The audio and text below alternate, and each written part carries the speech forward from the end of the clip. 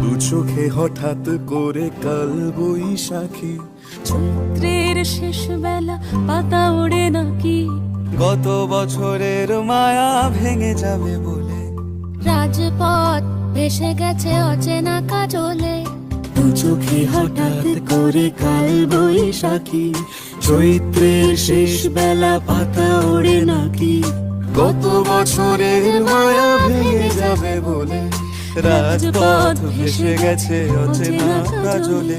তুমিও অঝরে তাকে শুধু ভালোবেসো,